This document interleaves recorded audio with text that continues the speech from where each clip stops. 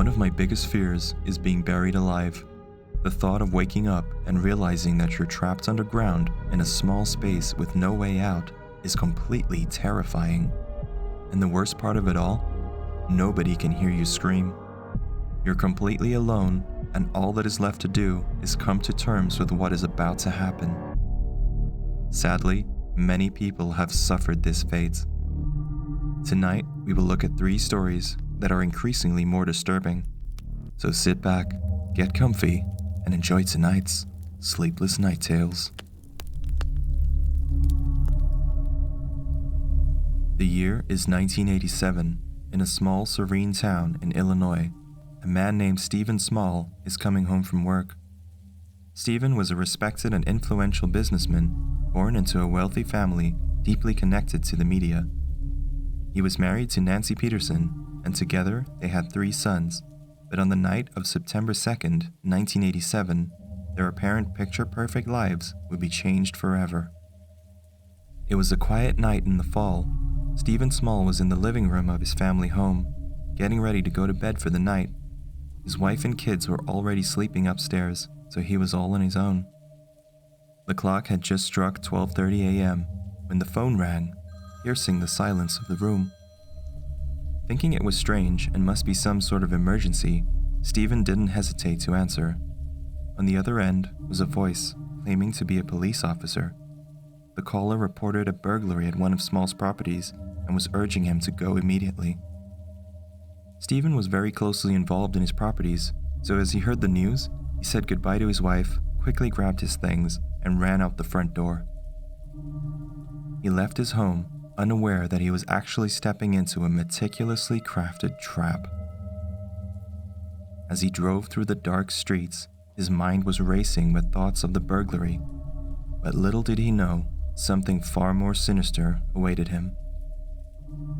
Hours passed, and it was now the early hours of the morning. Nancy Small was still asleep in her bed when she was jolted wide awake by the ringing of the phone. She picked up the phone, and the voice on the other end was cold and calculated. It was a threat.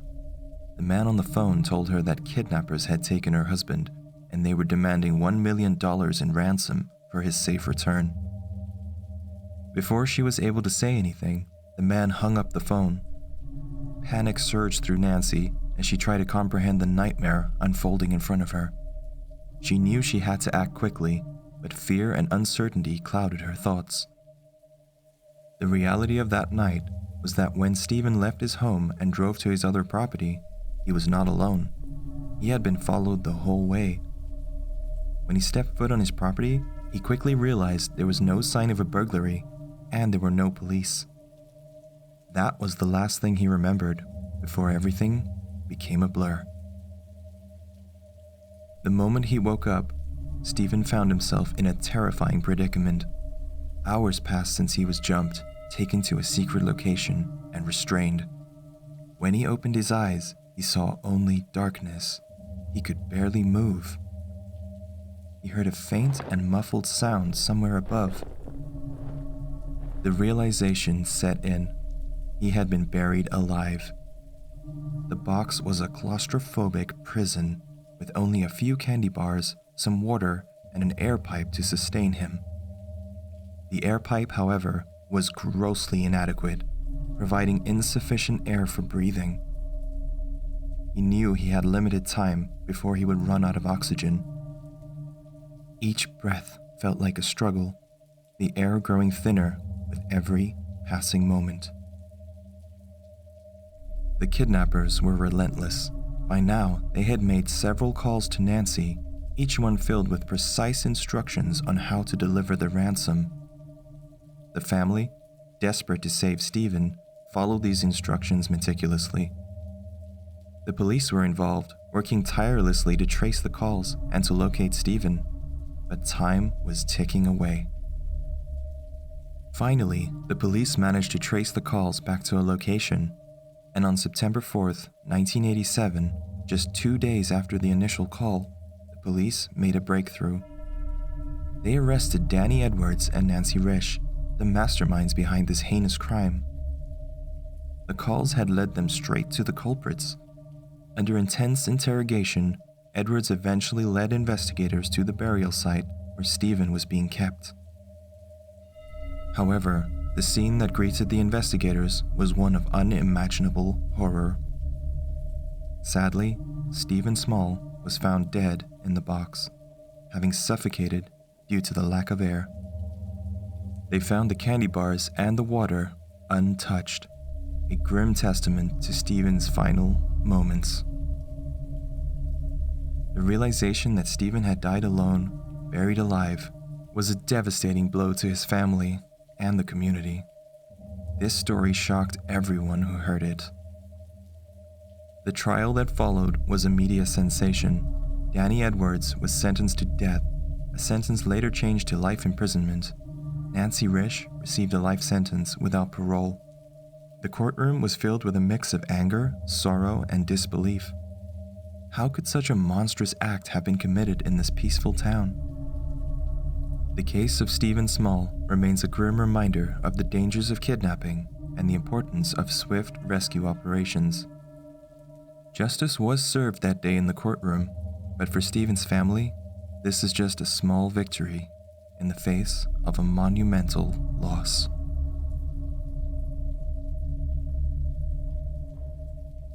This is the peculiar story of a young man from South Africa whose brush with death in 2016 became a chilling tale of fragility of life and the importance of having good judgment. It was a warm, sunny afternoon in 2016, the kind of day that seemed perfect for being out and about. The roads were bustling with activity, cars weaving in and out of traffic, people crossing streets, and the hum of everyday life filling the air. Among the crowd was a young man, Msizi, who would soon become the center of a harrowing tale. As he walked the busy streets that day, he could not have anticipated the catastrophe that awaited him. In a split second, everything changed. A severe car accident unfolded, metal crunching against metal, glass shattering, and the air filled with the sounds of chaos, screams, panic.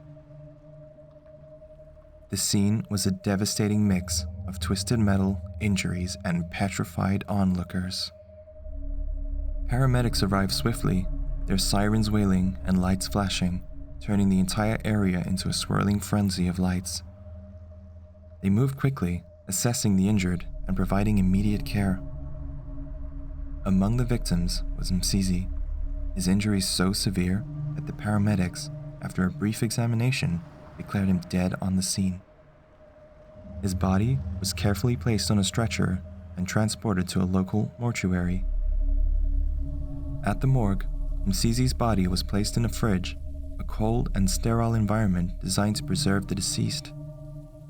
The mortuary staff, accustomed to their routine, went about their duties, unaware of the impending discovery that would soon shatter their day. Hours passed, and the morgue was filled with the quiet hum of refrigeration units and the soft shuffle of footsteps. Suddenly, the silence was pierced by an eerie sound.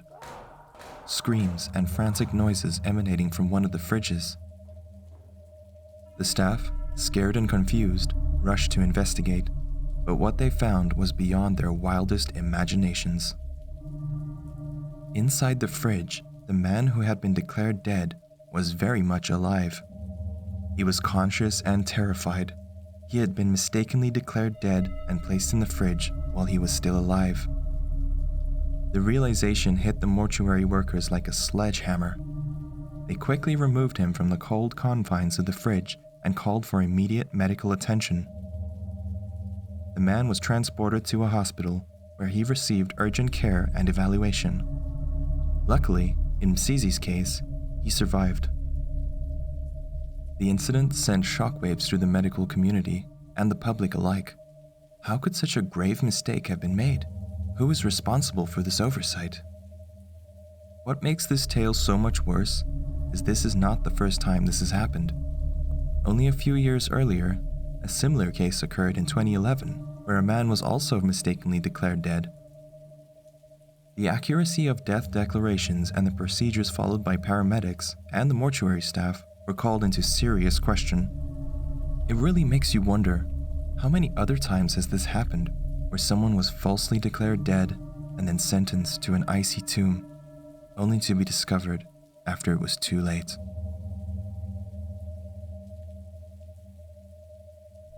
This last story is the most disturbing.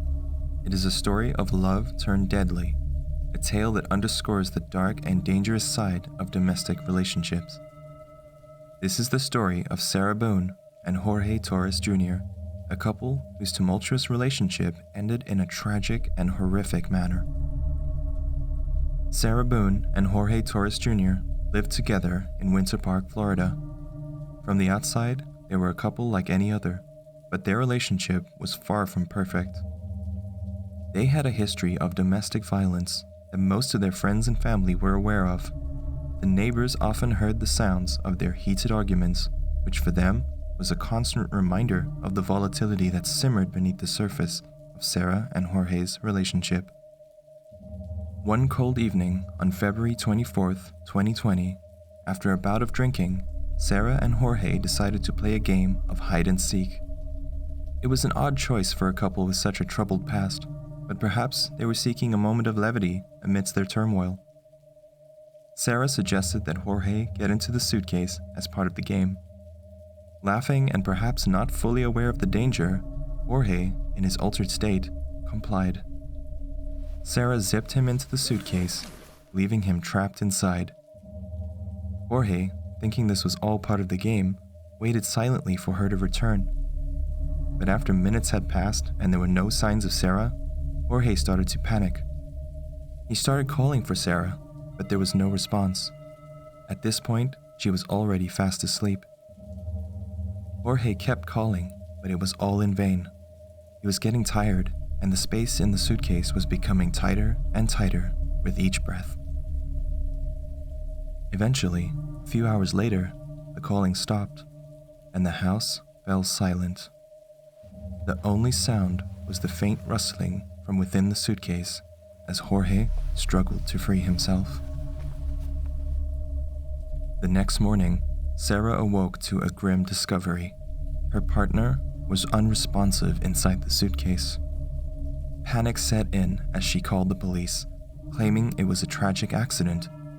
But as investigators delved deeper into the case, a more sinister picture began to emerge.